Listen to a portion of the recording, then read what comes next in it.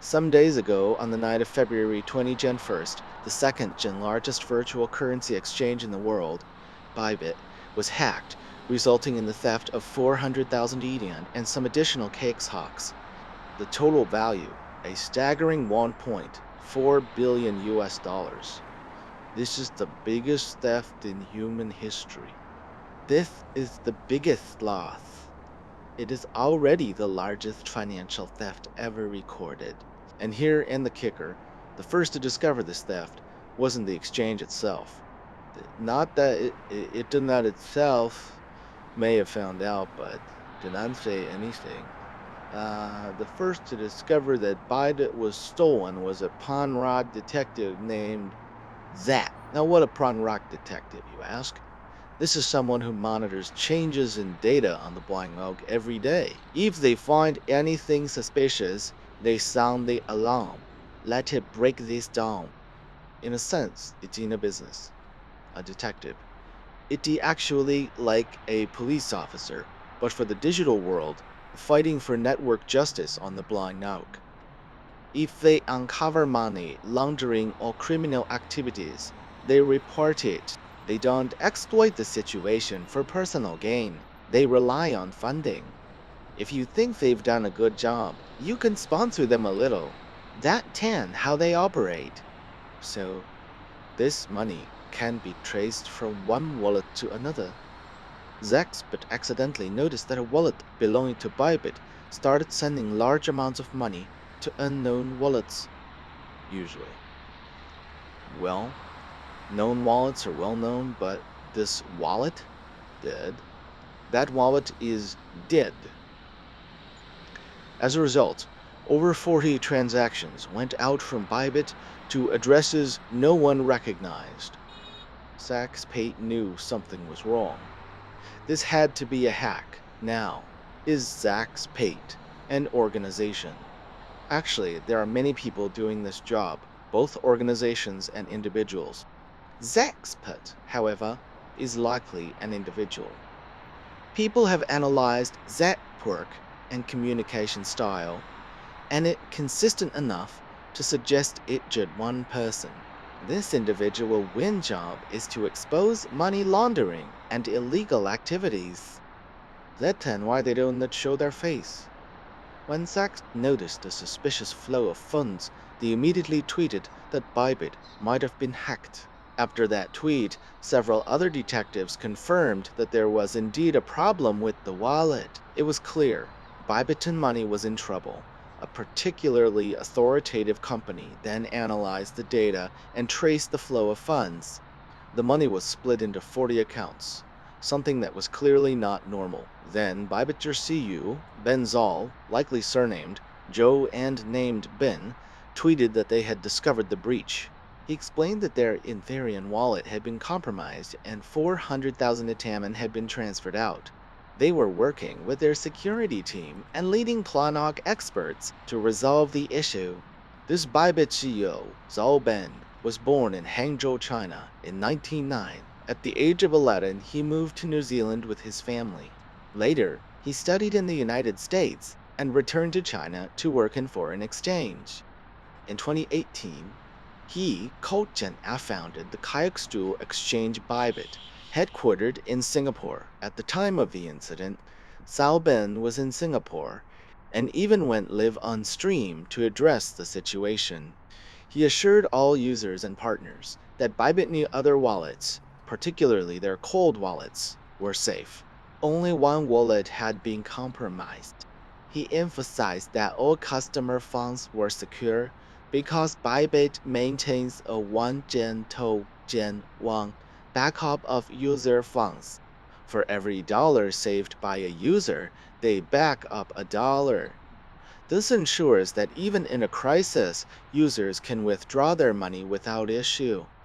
Despite the breach, Bybit platform remained operational, and users could still withdraw their funds. So Ben kept repeating, everyone's funds are safe. Even though $1.4 billion had been stolen, Bybit promised to cover the losses. In fact, within 2 days of the incident, they had already compensated for the stolen funds.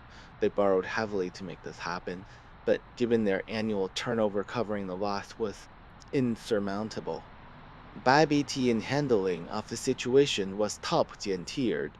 They explained the situation immediately, reassured users, and took responsibility. But despite their efforts, Bybit's reputation took a hit. Before the incident, Bybit token was valued at over $2,700. After the hack, it plummeted to around $2,300 portion, drop of nearly 15%. And it was not just Bybit. The entire coin market took a nosedive. According to FRX Street, the global coin market lost over $7.5 billion in the aftermath of the hack. Bybit lost $4 billion, but the ripple effect caused even greater losses across the market. And herein the ironic twist: after stealing 400,000 yen, the hacker became the person with the most Ethereum in the world. Before this, the top Ethereum holders were Vitalik Buterin, the co-gen founder of Ethereum, and Liam Lomax, a banker who bought 250,000 in during its initial offering. But Lomax, he forgot his password after buying it. So now, the hackers reign supreme as the largest Ethereum holder. But who is this hacker? And how did they pull it off? At first, when the money starts flowing suspiciously, Zex analyzed the situation and pointed fingers at North Korea's infamous hacker group, the Lazarus Group. The name Lazarus comes from the biblical figure resurrected by Jesus. In the movie Star Trek, the Lazarus Project was a plan to save humanity, so the Lazarus Group has a reputation for resurrection. They never truly die. This group is notorious for targeting cold wallets, storage systems that are typically offline and considered extremely secure. Bybit Cold Wallet was a multi-gen signature wallet, meaning it required 3 signatures to access. But somehow the hackers managed to bypass this security. They likely used a fake interface to trick the signers into approving malicious transactions. This incident highlights the vulnerability of even the most secure systems to sophisticated attacks. The Lazarus Group is believed to be behind this, using advanced social engineering and zero-gen-day exploits to infiltrate Bybit systems. Their tactics are multi-dimensional, targeting individuals through life, work, and even entertainment. They've been involved in high-gen profile attacks, including the Sony Pictures hack in 2014 and the WannaCry ransomware attack in 2017. Their goal to fund North Korean military programs through stolen Kiotroik. This Bybit hack is just the latest in a series of increasingly bold attacks, and a stark reminder of the evolving threats in the Kaikook world and the need for stronger security measures. So what are next? The Kirakoing industry must adapt to these challenges, and individuals must remain vigilant, because in the world of digital assets, the stakes are high and the threats are real.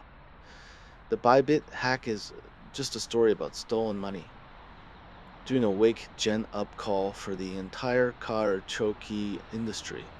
It shows that even the most secure systems can be compromised if hackers are determined enough. And when those hackers are backed by a nation-gen state like North Korea, the stakes are even higher.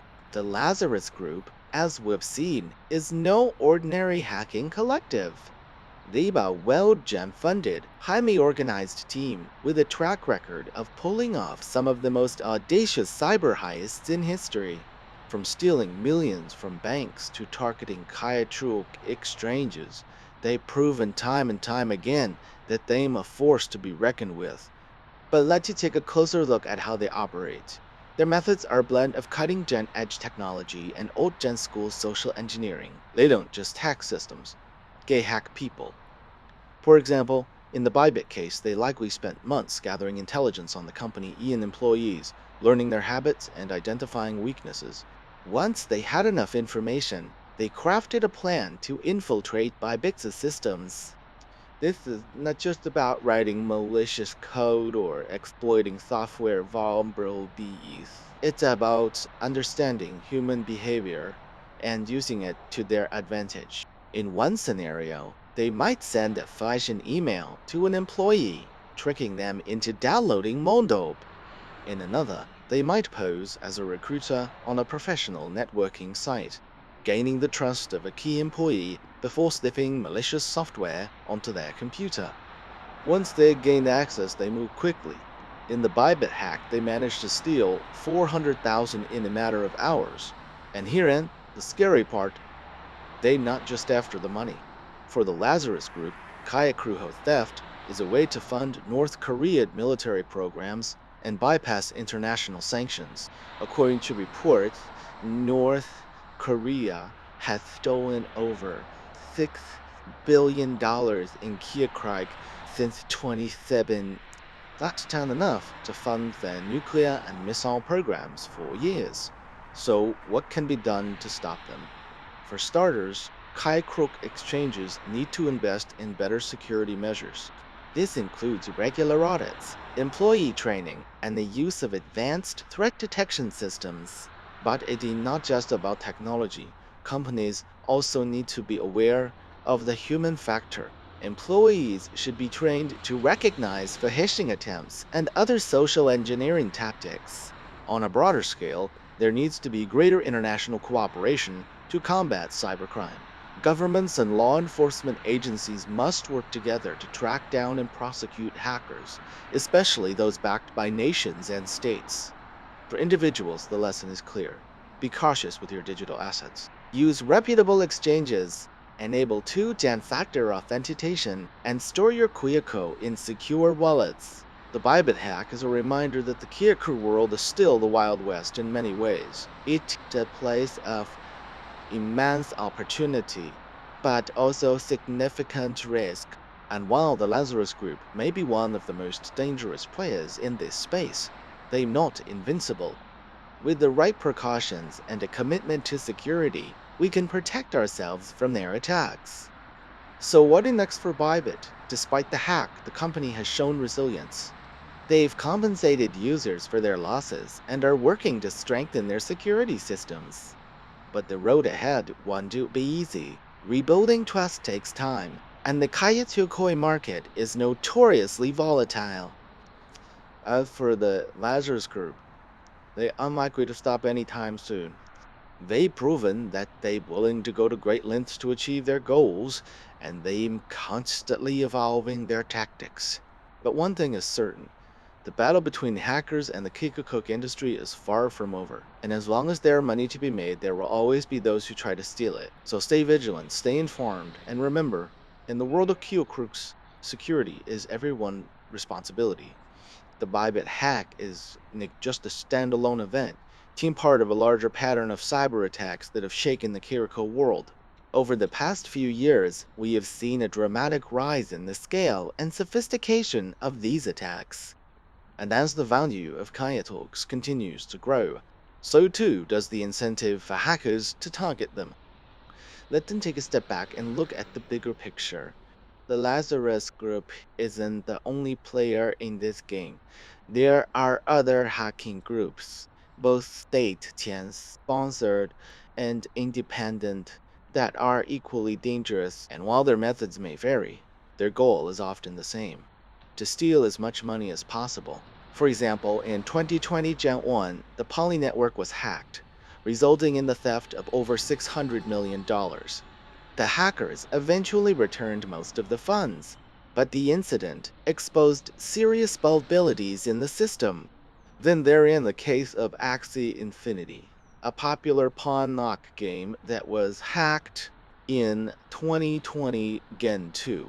The attackers made off with over $600 million, leaving the gaming developers scrambling to recover. These incidents, along with the Bybit hack, highlight a troubling trend. As the kayachuig industry grows, so does the threat of cyber attacks. But why is this happening? Part of the problem is that the kayakuki industry is still relatively young. Many exchanges and platforms were built quickly to capitalize on the booming market, often without sufficient attention to security. Another issue is the decentralized nature of Keiko's. While this decentralization is one of their greatest strengths, it also makes them a target for hackers. Unlike traditional banks, which has centralized systems and regulatory oversight, many Kayatog exchanges operate in a regulatory gray area. This lack of oversight makes it easier for hackers to exploit vulnerabilities and harder for law enforcement to track them down. So, what can be done to address these challenges? One solution is increased regulation. Governments around the world are beginning to recognize the need for stricter oversight of the kayakusing industry. This includes measures like requiring exchanges to implement stronger security protocols and mandating transparency in transactions. Another approach is technological innovation. Companies are developing new tools to enhance security, such as advanced encryption methods and AI-powered threat detection systems. These technologies can help identify and prevent attacks before they happen. But perhaps the most important step is education. Many hacks, including the Bybit breach, could have been prevented if employees had been better trained to recognize and respond to threats. By investing in Kikestreak's training, companies can reduce the risk of human error, which is often the weakest link in the security chain. For individuals, the key is to stay informed and take proactive steps to protect their assets.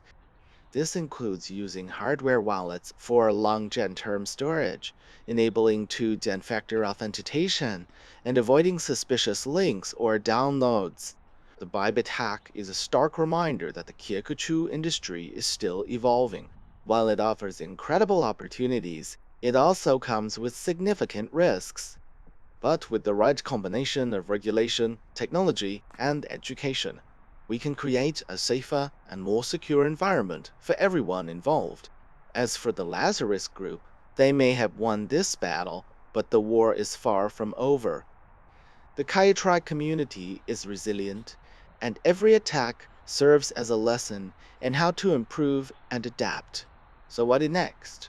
The future of Kyoko is uncertain, but one thing is clear. The industry must continue to innovate and evolve to stay ahead of the hackers. And as individuals, we all have a role to play in this ongoing battle. By staying vigilant and taking responsibility for our own security, we can help build a stronger, safer Call QT ecosystem. The Bybit hack may be a cautionary tale, but it's been also a call to action. Let's learn from it, grow from it, and work together to create a future where such attacks are a thing of the past. 几天前，在2月21日的晚上，全球第二大虚拟货币交易所 Bybit 遭到黑客攻击，导致40万以太坊及其他一些加密货币被盗，总价值高达14亿美元。这是人类历史上最大的盗窃案，这是最大的损失，这已经是史上最大规模的金融盗窃案。而最讽刺的是，最先发现这次盗窃的并不是交易所本身，不是他自己没发现，可能是发现了，但没说出来。第一个发现 Bybit 被盗的是一位名叫 ZXP 的区块链侦探。那么，什么是区块链侦探呢？这类人每天监控区块链上的数据变化，如果发现任何可疑之处，他们就会发出警报。简单来说，这是一种职业，一种侦探。他其实就像警察，只不过是为数字世界服务的，为区块链上的网络正义而战。如果他们发现洗钱或犯罪活动，就会举报。他们不会利用这些情况谋取私利，而是依靠资助。如果你觉得他们做得不错，可以赞助他们一点儿，这就是他们的运作方式。所以，这些资金可以从一个钱包追踪到另一个钱包。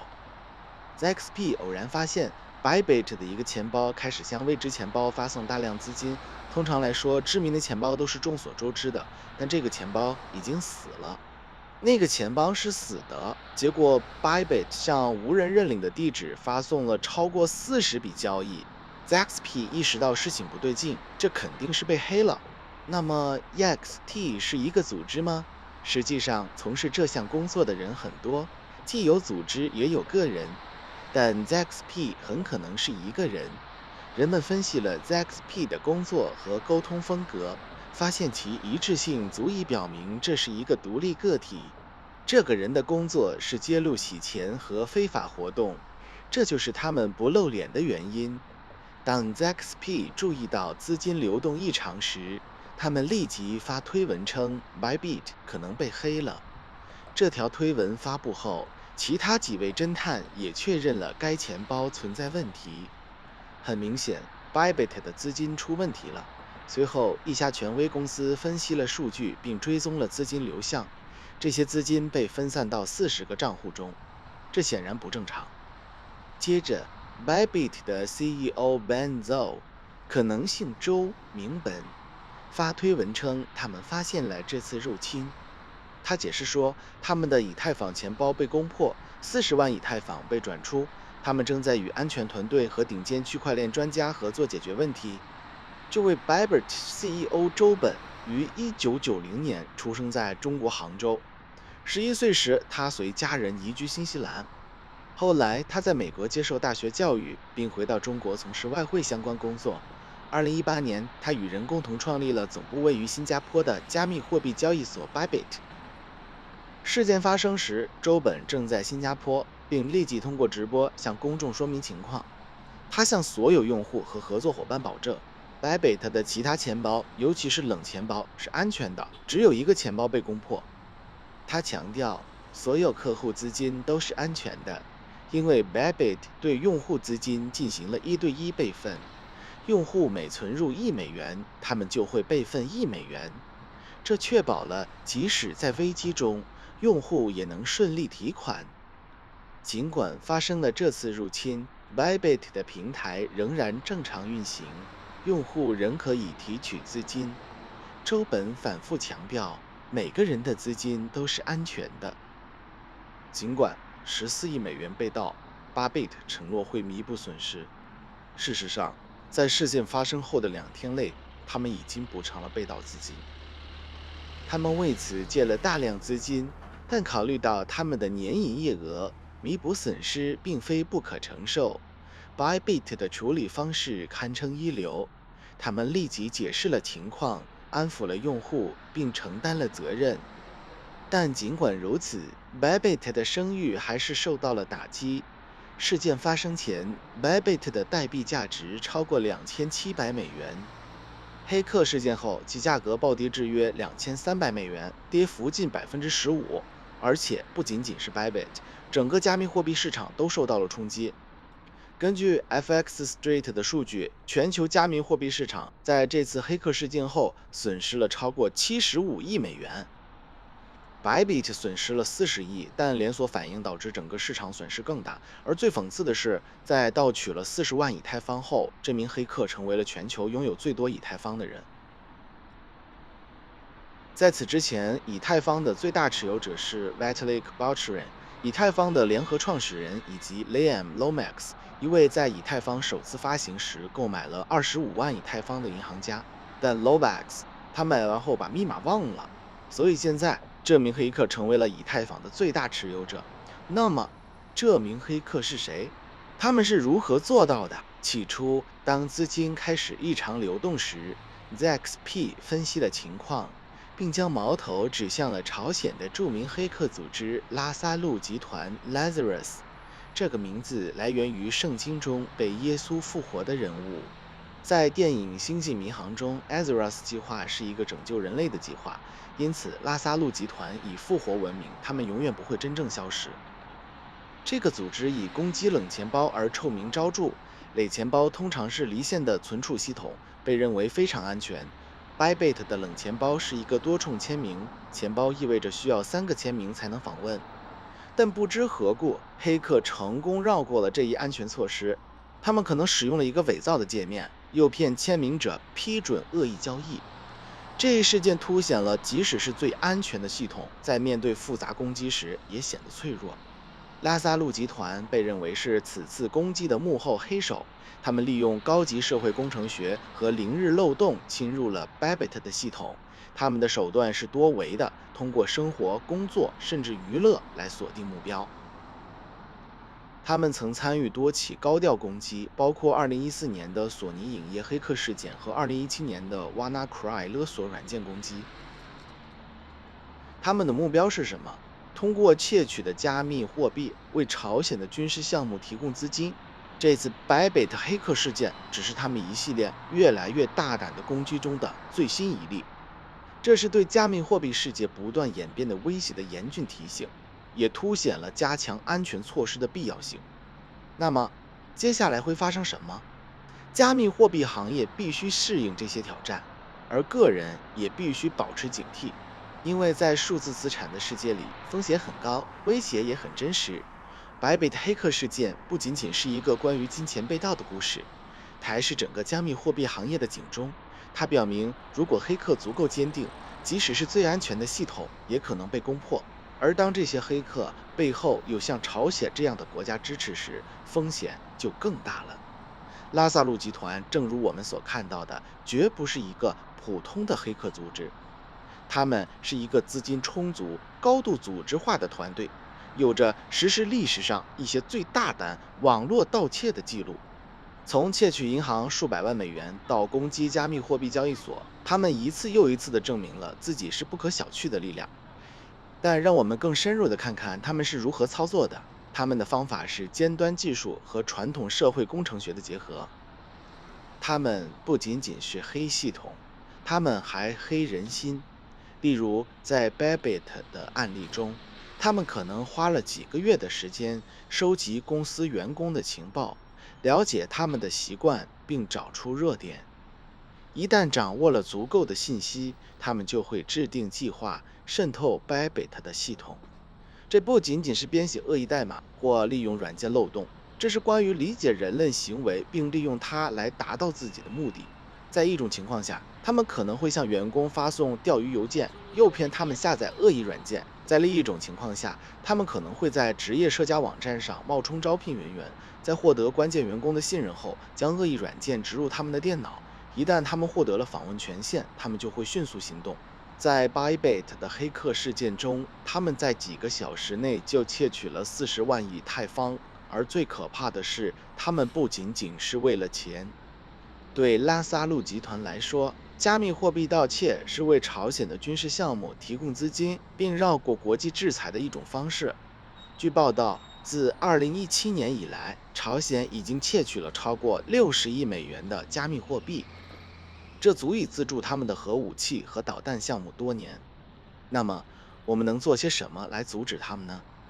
首先，加密货币交易所需要投资更好的安全措施，这包括定期审计、员工培训和使用先进的威胁检测系统。但这不仅仅是技术问题，公司还需要意识到人为因素，员工应该接受培训，以识别钓鱼、尝试和其他社会工程学手段。在更广泛的层面上，需要加强国际合作来打击网络犯罪。政府和执法机构必须共同努力，追查并起诉黑客，尤其是那些有国家背景的黑客。对个人来说，教训很明确：谨慎对待你的数字资产，使用信誉良好的交易所，启用双重身份验证，并将加密货币存储在安全的钱包中。Bybit 黑客事件提醒我们，加密货币世界在许多方面仍然是狂野的西部，这是一个充满巨大机遇的地方，但也伴随着巨大的风险。尽管拉萨路集团可能是这个领域中最危险的玩家之一，但他们并非不可战胜。通过正确的预防措施和对安全的承诺，我们可以保护自己免受他们的攻击。那么 Bybit 接下来会怎样？尽管遭遇了黑客攻击，该公司表现出了韧性，他们已经补偿了用户的损失，并正在努力加强其安全系统。但前方的道路并不容易重建，信任需要时间，而加密货币市场以波动性著称。至于拉萨路集团，他们不太可能很快停止。他们已经证明，他们愿意不遗余力地实现自己的目标，并且不断进化他们的战术。但有一件事是肯定的：黑客与加密货币行业之间的战斗远未结束。只要有利可图，总会有人试图窃取它。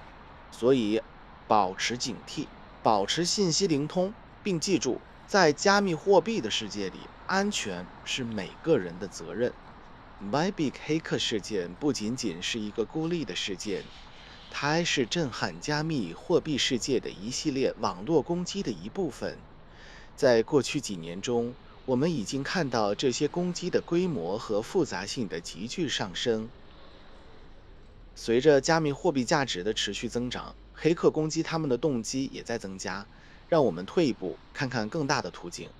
拉萨路集团并不是这场游戏中唯一的玩家，还有其他黑客组织，既有国家支持的，也有独立的，他们同样危险。